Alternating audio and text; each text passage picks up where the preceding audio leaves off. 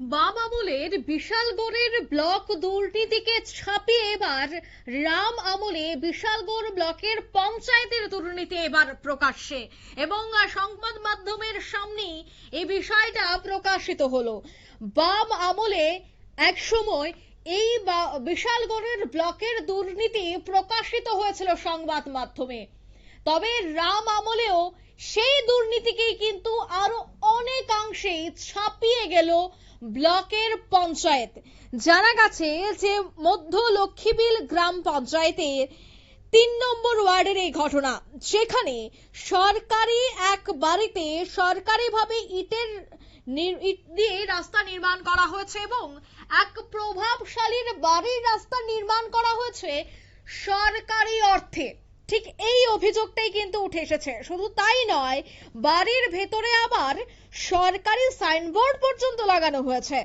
ভূভারতে এমন নজির হয়তোবা কোনোভাবেই ঘটেনি বা কোথাও দেখাও যায়নি যে কোনো ব্যক্তি তার বাড়িতে সরকারিভাবে ১,২০,০০০ টাকা পেয়ে সরকারি রাস্তা নির্মাণ করে এবং তার বাড়িতেই সে সরকারি সাইনবোর্ডটিও লাগিয়ে দেয়।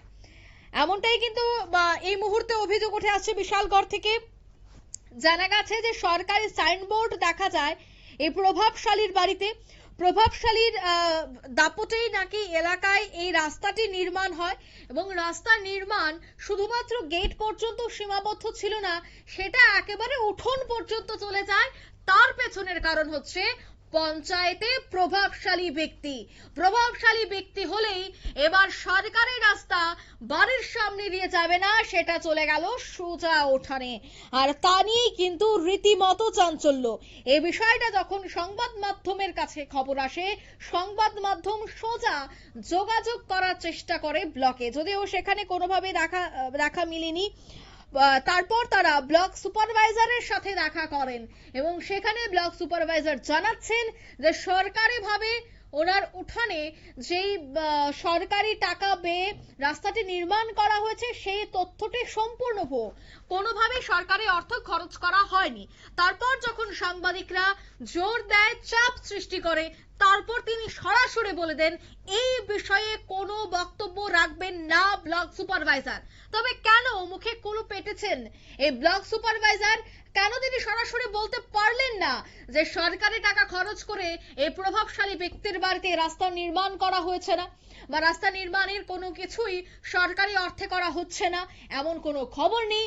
তিনি কেন বললেন যে তিনি এই বিষয়টা সম্পর্কে কিছুই জানেন না, অর্থাৎ না জানার ভান করে সবটাই কি আড়াল করে রাখার চেষ্টা করলেন ব্লক সুপারভাইজার? অন্যদিকে এই প্রভাবশালীর ব্যক্তির বাড়িতে প্রচুর টাকা খরচ করে যে রাস্তাটি তৈরি হয়েছে সেই রাস্তাটি সম্পূর্ণ কিন্তু উঠোন পর্যন্ত গেছে, একেবারে ঘরের দোরগোড়ায় পর্যন্ত।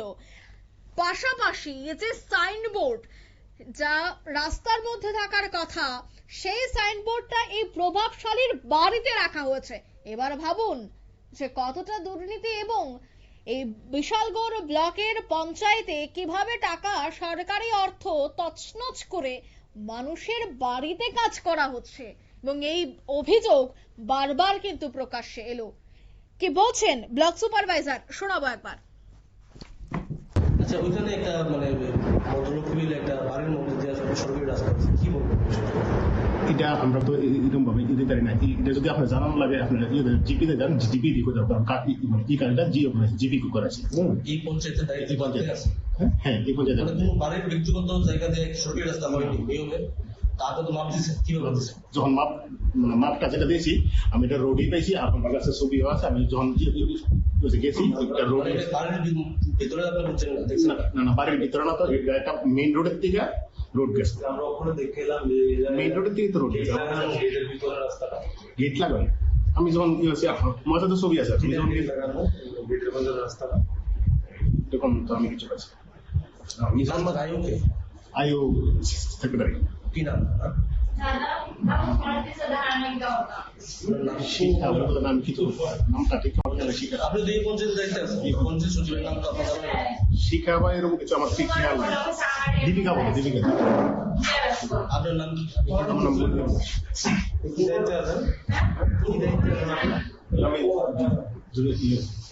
আপনি পরে জানতে পারছেন এটা যে মানে কেউ বাড়ি না না যেতে পারি না, যখন তোমার রোড দেওয়া আছে তখন রোডই আছে একদম, মানে মেইন রোডের থেকে রোড বেরিয়েছে, এটা কি যে রোড আছে একটা বাম দিকে বোধহয় একটা ইয়ে আছে। এটা শেষ ছবি একটা উঠানোর মধ্যে বাড়ির উঠানে ছবি আছে আমার কাছে। না আমি আপনারা শুনলেন ব্লক সুপারভাইজারের বক্তব্য। তিনি বলছেন তিনি এই বিষয়ে কিছুই জানেন না, অন্য ডিপার্টমেন্টে গিয়ে কথা বলার জন্য। কিন্তু স্থানীয় পঞ্চায়েতে এই ধরনের দুর্নীতি কিন্তু অবশ্যই একাধিক প্রশ্নের জন্ম দিচ্ছে। সহজেই কিভাবে বেআইনি কাজ সম্পন্ন হচ্ছে, কাজে আইনও ছিল, পঞ্চায়েত সচিব থেকে শুরু করে সবাই এই বিষয়টা সম্পর্কে কি সত্যি অবগত রয়েছেন নাকি সবটাই আড়াল করা হচ্ছে। অন্যদিকে সরকারি সাইনবোর্ড দেখা যায় এই প্রভাবশালীর বাড়িতে, এবং এই প্রভাবশালীর বাড়িতে সরকারি সাইনবোর্ডটি যে রাখা হয়েছে বা লাগানো হয়েছে, সেই সাইনবোর্ডটিও তো কোনো না কোনো সরকারি দপ্তর থেকে এসেছে বা সরকারি কর্মচারীরা এই বিষয়টা সম্পর্কে অবগত রয়েছেন। তবে কিভাবে একটি বাড়িতে সাইনবোর্ড লাগানো হলো এবং তার পারমিশনটাই বা আবার কিভাবে এলো।